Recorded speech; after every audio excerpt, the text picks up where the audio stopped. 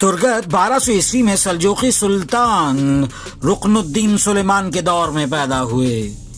ان کی جائے پیدائش کے بارے میں مورخین کا اتفاق نہیں ہے۔ ترگت کا تعلق قائی قبیلے سے تھا اور ان کے والدین کی وفات کے بعد قائی قبیلے کے سردار سلیمان شاہ کی بیوی حائمہ نے ان کی پرورش کی۔ وہ ارطغرل غازی کے بچپن کا دوست تھا۔ ایک ہی قبیلے اور گھر میں دونوں پروان چڑھے اور ترگت نے جنگی مہارت اور تیر اندازی کی تربیت سلیمان شاہ سے حاصل کی، لیکن لڑائی کے لیے روایتی انداز یعنی تلوار سے لڑائی کی بجائے کلہاڑے کا استعمال کیا۔ ان کے کلہاڑے آج بھی ترکی کے توپ کاپی میوزیم میں موجود ہیں۔ ترگت کا یہ انداز سب سے مختلف تھا اور اس لیے دشمن سے دیکھ کر سہم جاتا اور وہ اپنے کلہاڑے سے دشمنوں کے پرخچے اڑاتے چلے جاتے۔ ترگت ارطغرل غازی کے ساتھ مل کر سلجوق سلطنت کے لیے لڑتا رہا اور سلطان علاء الدین کیقوباد جتنا بھروسہ ارطغرل پر کرتا تھا، ارطغرل کے نائب کے طور پر ترگت پر بھی اتنا ہی بھروسہ کرتا تھا۔ سلجوکیوں کے بعد عثمانیوں سے وفاداری میں بھی ترگت نے کوئی کسر نہ اٹھا رکھی تھی۔ صلیبیوں کے خلاف ارطغرل کے ساتھ مل کر بہت سی مہمات میں ترگت نے اپنی بہادری کے جوہر دکھلائے۔ ترگت ان چند لوگوں میں شامل تھا جنہوں نے ارطغرل کے ساتھ سوغوت کی جانب ہجرت کی تھی اور سوغوت میں متعدد لڑائیوں میں ارطغرل کے شانہ بشانہ لڑتا رہا۔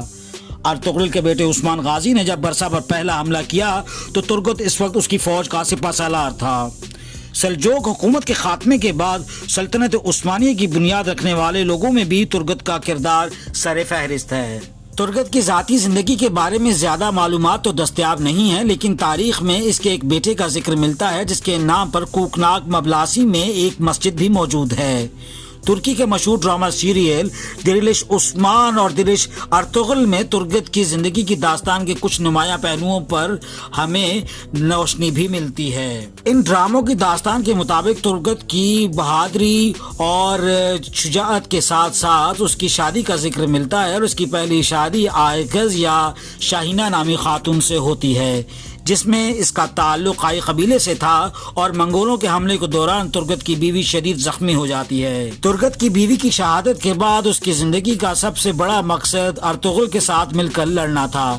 ارطغرل نے دشمن قبیلے سے لڑائی سے بچنے کی خاطر اس قبیلے کے سردار کی بیٹی سے ترگت کا نکاح کرا دیا۔ ترگت کی یہ بیوی اصلاح خان تھی اور اصلاح خان خاتون کے والد اور بھائیوں کے انتقال کے بعد وہ قبیلہ کے سردار بن گئیں، لیکن اندرونی اور بیرونی دشمن کا مقابلہ کرنے میں اس کو دشواریوں کا سامنا کرنا پڑا، جس پر ارطغرل نے اس سے علاقے کا سردار اعلیٰ بنا دیا اور اس قبیلے کا سردار ترگت کو بنا دیا۔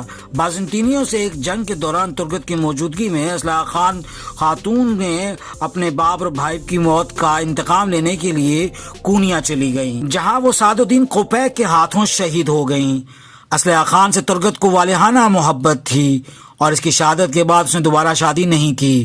وہ ارطغرل کے ساتھ ہلاکو خان کے مقابلے میں جانے والے لشکر میں شامل ہو گیا۔ 1299 میں عثمان غازی نے ترگت اناگول فتح کرنے کے بعد اسے ایک ایسی مہم پر بھیجا جو خون کا خراج مانگتی تھی۔ یہی مارکا ترگت کی شہادت کا باعث بنا۔ مغربی مورخین کے مطابق وہ اناگول قلعہ فتح کرتے ہوئے شہید ہوئے، لیکن یہ بات ہرگز درست نہیں ہے۔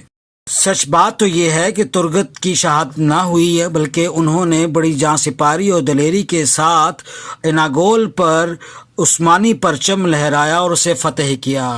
اناگول فتح ہونے کے بعد عثمان غازی نے ترگت کو اس شہر کا حکمران بنا دیا اور اپنی وفات تک اس شہر کا حکمران رہا۔ ترگت الب 1326 عیسوی میں اورحان غازی یعنی سلطنت عثمانیہ کے بانی قرلش عثمان کے صاحبزادے کے حکمران بننے کے بعد ان کے حکم پر ایک جنگ کے دوران ترگت کو شہادت نصیب ہوئی، جس کا اسے برسوں سے انتظار تھا۔ شہادت کے وقت ترگت الب کی عمر 125 برس تھی اور اس وقت بھی وہ ترگت کے ہاتھ میں وہ کلہاڑا موجود تھا۔ ارطغرل غازی کے مقبرے کے احاطے میں ترگت الب کے نام کی بھی ایک قبر موجود ہے جو دراصل ترگت کی علامتی قبر ہے۔ اس کی اصل قبر اناگول میں ہی ہے۔ اقبال کا یہ شعر شاید ترگت کے لیے ہی تھا۔ شان جچتی نہ تھی آنکھوں میں جہاں دادوں کی، قلمہ پڑھتے تھے ہم چھاؤں میں تلواروں کی۔